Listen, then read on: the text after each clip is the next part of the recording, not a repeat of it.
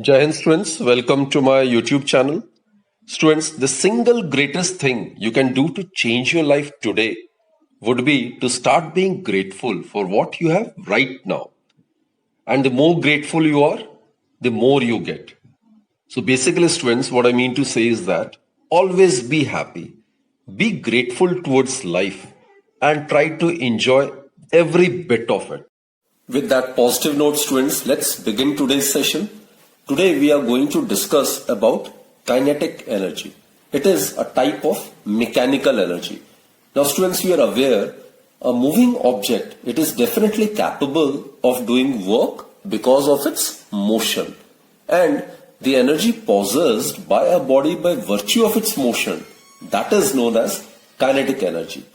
So, whenever an object is in motion, we say that the object has kinetic energy. So kinetic energy means the energy due to motion. So kinetic energy, it can be represented as Ke. It means, kinetic energy means energy due to motion. It means the energy due to motion. So any object which is moving or in motion will possess kinetic energy. Therefore students, kinetic energy may be defined as kinetic energy may be defined as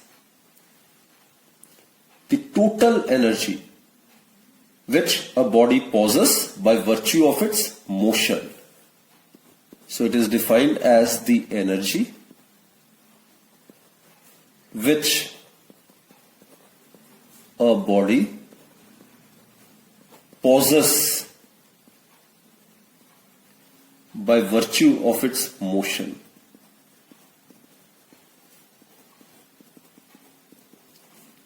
So a moving object will possess kinetic energy, right? And definitely it is measured by the amount of work that the object can do against an opposing force before it comes to rest. So kinetic energy of an object moving with a certain velocity is actually equal to work done on it to enable it to acquire that velocity, right? Now let us consider this to be a body. Suppose this body is of mass m, and let us consider the body is in motion and at an instant it possesses velocity v. So what we have considered is, we have considered a body of mass m to be moving with velocity v. Then this moving body will definitely possess kinetic energy, and mathematical students, the kinetic energy of a body is given by half mv square. This is how the kinetic energy of a moving body is measured. M is the mass of the body, v is the velocity with which the body is moving. So the mathematical expression for the kinetic energy of a body of mass m moving with velocity v is half m v square. Now from this formula, it is very clear that the kinetic energy is directly proportional to mass. That is, more the mass of an object, more will be its kinetic energy. Less is the mass of an object, lesser will be its kinetic energy. So definitely a railway engine has more kinetic energy than a car when both of them are moving with same velocity, right? So for v remaining constant, if the velocity of the body is considered to be remaining constant, then if you plot a graph between kinetic energy and mass, it will be like this. Suppose this is kinetic energy and this is mass. So for a given velocity, if the mass of the body is increased, its kinetic energy will also increase linearly. So kinetic energy is directly proportional to mass. It shows the linear dependency between them, right? So if v is constant, then the graph between Ke, kinetic energy, and the mass would be a straight line passing through the origin. Clear, students? Second, kinetic energy is directly proportional to v square. Now look students, it means that more the velocity of an object, more will be its kinetic energy. That is, if the speed of a body is doubled, if it is made 2v, then kinetic energy will become 4 times. That is, it will become quadrupled. For example, if the speed of a car is doubled, then its kinetic energy will become 4 times its previous value. And the impact caused in case of a collision is more serious in such a scenario, right? So always remember, kinetic energy is directly proportional to the square of its velocity. If the velocity of a body is made 3 times, then kinetic energy will become 9 times. If the velocity of a body is made 4 times, then the kinetic energy of the body will become 16 times. So, let us plot a graph for m remaining constant. Suppose m remains constant, right? Mass of the body is constant. So in that case, if you plot a graph between kinetic energy and the velocity, then the graph obtained would be as shown. We are supposed to plot a graph showing the variation between the kinetic energy and the velocity. Now kinetic energy is directly proportional to the square of the velocity, right? So its graph would be like this. It will be a parabola like this. So this graph shows the variation of kinetic energy of a body with its velocity. So students, do remember these 2 points. Kinetic energy is directly proportional to mass, velocity remaining constant, and kinetic energy is directly proportional to the square of the velocity, mass remaining constant. And these are the 2 graphs showing the variation of kinetic energy with mass and kinetic energy with velocity, right? Now let's discuss some examples of kinetic energy. There are various examples. Let's discuss few of them, right? So, a ball rolling on a surface. Whenever a body is in motion, it must possess kinetic energy. So, ball rolling or sliding on a surface, it will definitely possess kinetic energy. Then, a bullet when it is fired from a gun, bullet fired from a gun, it will again possess kinetic energy by virtue of its motion. Remember students, if the body is at rest, then no kinetic energy will be possessed by the body. So a body at rest will possess zero kinetic energy. Then water in motion. Water in motion obviously is an example in which the body will possess kinetic energy, right? Fourth, a fast wind. Moving air is known as wind. So a fast wind, it possesses kinetic energy, and that kinetic energy in turn may be used to rotate the turbines or may be used in the functioning of windmills. Then fifth student, a moving hammer. A moving hammer, as it drives a nail into a wall against the resistance offered to it by the wall. So that's again the example of a body having kinetic energy. A falling body.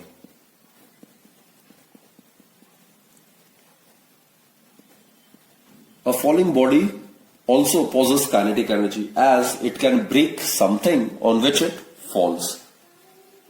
Now students, let us try to derive the expression for the kinetic energy. So what we are going to prove that the energy possessed by a body by virtue of its motion, which is kinetic energy, is given by half mv square. M is the mass of the body, while v is the velocity of the body, right? So let us consider a body, suppose of mass m. Let me draw it. This is suppose a body, and suppose its mass is m. And initially, let us consider this body to be moving with initial velocity u. U is the initial velocity, right? So suppose this body is moving on a perfectly frictionless surface. This is a frictionless surface. That is, this surface is not offering any sort of friction. So no retarding force is acting on the body, right? Now let a constant external force F acts on it. Suppose this is the force acting on the body along the direction of its motion. So students, we are already aware when a force acts on a body along its direction of motion, then it will result in the increase in the speed of the body, right? So as a result, what happens is, suppose this force F produces an acceleration A in the body. So as a result, what happens is its final velocity will get changed. Let us consider the same body after covering a displacement S attains a final velocity V. Obviously, final velocity would be greater than that of the initial velocity, right? So under the influence of this force is considered to be constant. The body will get accelerated, and as a result, the body of mass m after covering displacement S is assumed to attain a final velocity V. Clear, students? So now let's make use of the equations of motion. From the displacement velocity relationship, that is, from third equation of motion, we are aware that from third equation of motion, we are aware that 2as, it is equal to v square minus u square. Therefore, students, the displacement covered by the body would be given by v square minus u square divided by 2a, right? Put this as equation number 1. Now, as we are aware from Newton's second law,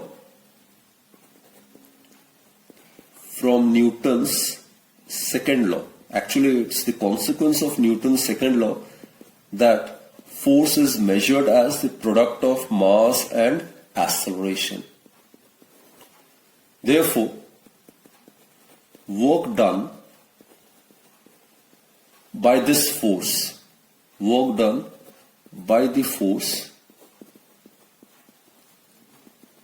in displacing the body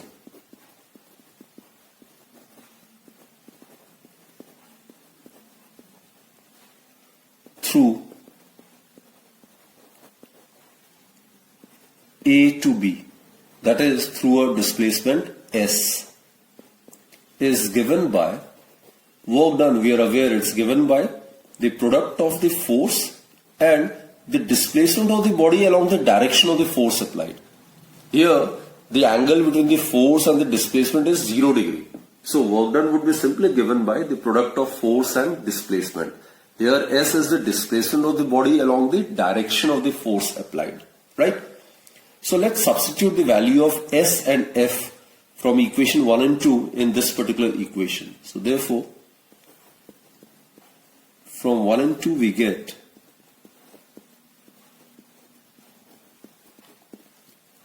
W is equal to, in place of F we can write MA, and in place of S we can write V square minus U square divided by 2A. That is, students, what we get is W is equal to AA get cancelled, so we will get half M V square minus U square. You can write it in bracket like this. So that will give us work done is equal to half mv square minus half mu square. Or in other words, students, half mv square, v is the final velocity. So half mv square is the final kinetic energy of the body. S stands for final. Minus half mu square. Mass of the body will remain constant, isn't it? Initially, the body is possessing velocity u, so its kinetic energy would be half mu square. So half mu square is the initial kinetic energy of the body. So this is a very, very important result. Work done on the body is equal to the change or the increase in the kinetic energy of the body. So this is actually known as the work energy theorem. Now students, look, if the body is considered to be initially at rest, if the body is assumed, if the body is considered to be initially at rest, in that case, we can substitute initial velocity, that is u, as 0. Therefore, from this equation, students, you can write it as equation number 3. Therefore, from equation 3, what we get is W, it is equal to half mv square, isn't it? So, this work stored up in a moving object is called the kinetic energy of the object. So this work done gets stored in the body in the form of its kinetic energy. Basically, this work done in maybe making the object acquire a velocity v after starting from rest has not gone waste. Actually, it is stored in the object in the form of its kinetic energy. So that's the conclusion. So therefore, work stored up in a moving object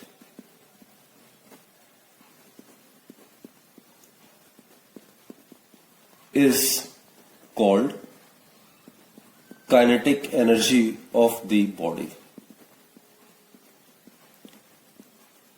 Right? So this is the expression for the kinetic energy of the body at the instant when it has velocity v. So this is the expression for the kinetic energy of the body. We have already discussed this formula. We have discussed its consequence, isn't it? Now one more important point. As I've told you, this expression, suppose this is equation 4, it is actually known as work energy theorem. Work done, it is equal to change in kinetic energy, that is final kinetic energy minus initial kinetic energy. It is actually known as work energy theorem.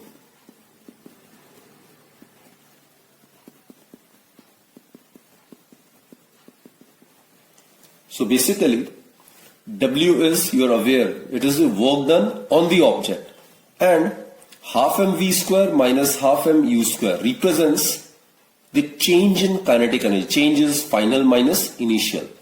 So this term on the right hand side, it represents change in its kinetic energy on account of this work done.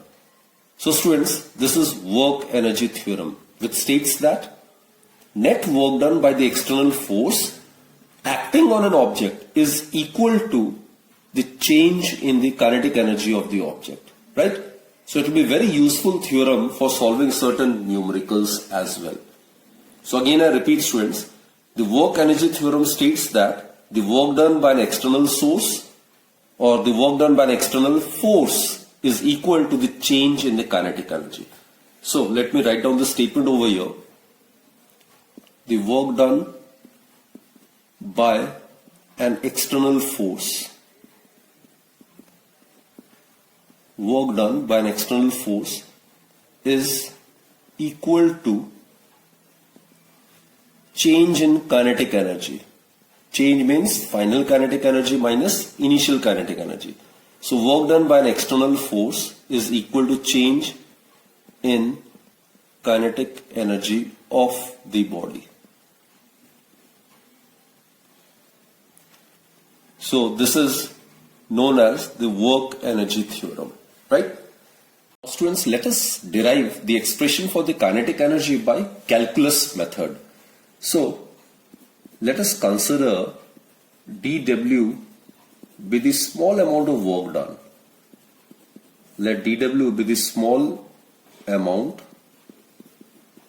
of work done in giving or producing an infinitesimally, infinitesimally means very small displacement ds. Displacement ds to the body. In that case, as we have already discussed, the small amount of work done, it's given by the scalar product of force and the infinitesimally small displacement ds, isn't it? F is the applied force over here. Now suppose force and displacement have the same direction. If F and ds are in the same direction,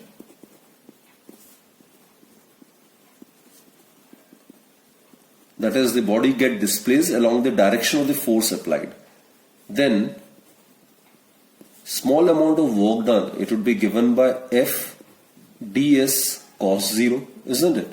Cos 0 is 1, so we'll be left with only F ds. Clear, students? Now, if we consider m be the mass of the body and a be the acceleration, then we are aware force is given by mass into acceleration. This is the consequence of Newton's second law of motion. Therefore, dw is equal to, in place of F, we can write ma into ds. A is the acceleration. Acceleration in calculus is represented by the time rate change in the velocity, that is, the differentiation of velocity with respect to time. Now, it can be easily rearranged. It can be rearranged in this particular manner. It can be written as m ds by dt into dv. Now students, look, as I've told you, the instantaneous acceleration, it is the time rate change in the velocity, right? In calculus, it is given by the differential coefficient of velocity with respect to time. Similarly, velocity, it is given by the differential coefficient of displacement with respect to time. So therefore, students, the small amount of work done, it would be given by m ds by dt. It will give us the instantaneous velocity of the body, right?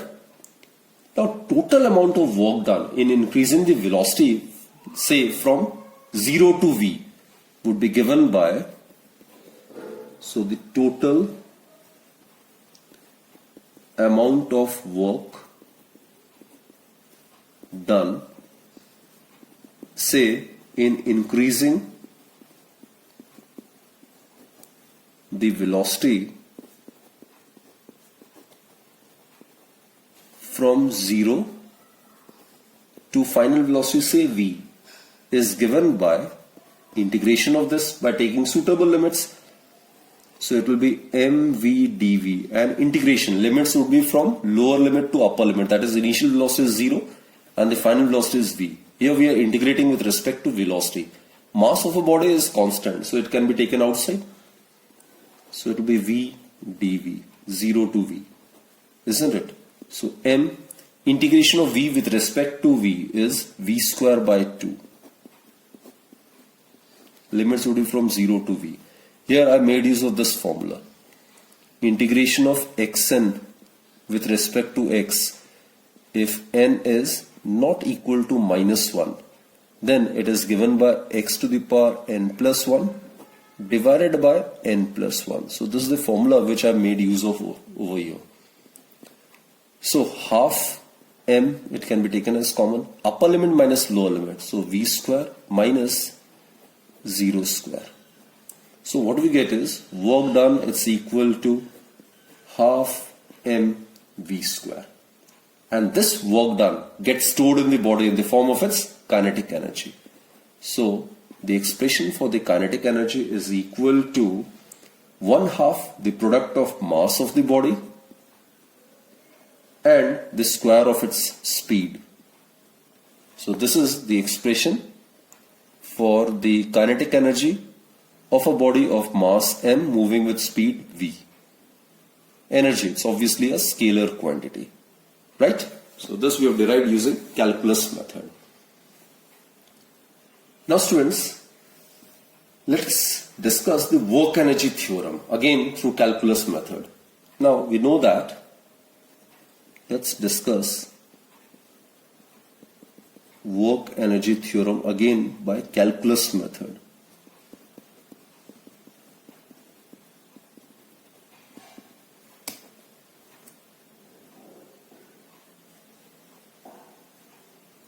So just now we have discussed dW from equation 1. It's pretty clear that the small amount of work done in making the body move through small displacement ds, it's given by mv dv, isn't it? Now if W be the work done, let W be the work done in increasing the velocity of the body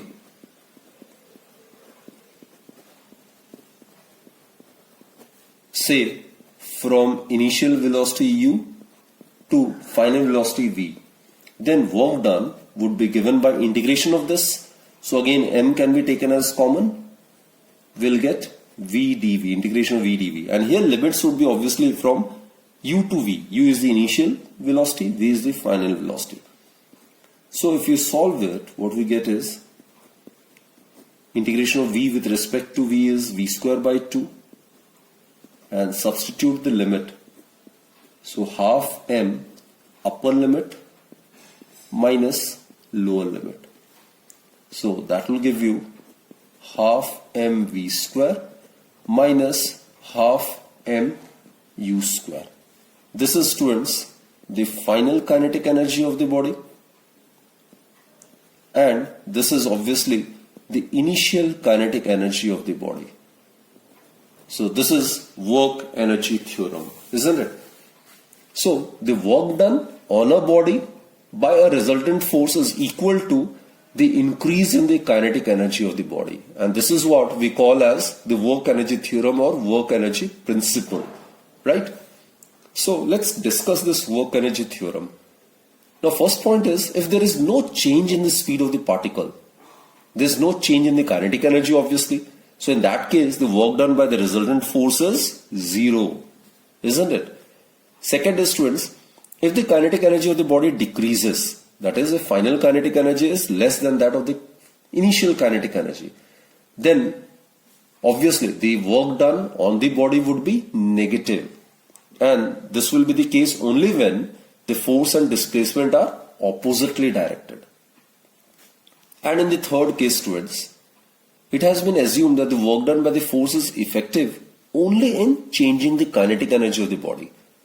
However, it should be noted that the work done on a body may also be stored in the body in the form of potential energy, which we'll be discussing in the next session, right? So that's it, students. Do join me in my next lecture then.